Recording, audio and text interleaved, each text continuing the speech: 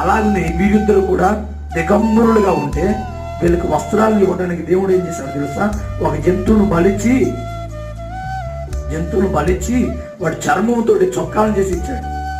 అలాగునే దిగంబరులుగా పాపములు పడి నీవు నేనుంటే నీకు నాకు విలువ తేడానికి ఆయన కూడా అదే రీతిగా ఏ జంతువునైతే అక్కడ బలిస్తే ఆదాముకి అవ్వకి చొక్కా ఏర్పడిందో, చర్మపు చొక్కా, అలాగని యేసు ప్రభు కూడా వదకు తేయబడిన గొర్రె పిల్ల వలె బలైతే నీకు నాకు రక్షణ వస్త్రం వచ్చింది.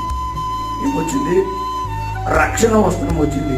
అయితే ఈ వస్త్రమును కోల్పోతున్న వాళ్ళు చాలా మంది ఉన్నారు. చిన్న చిన్న కారణాల చేత రక్షణ వస్త్రమును కోల్పోవటం లేదా? నా చొక్క ఇక్కడ చినిగిందండి, నేను వేసుకొని నేను తిరగలుగుతానా? లేదు, మీరు వేసుకొని వచ్చి కొంచెం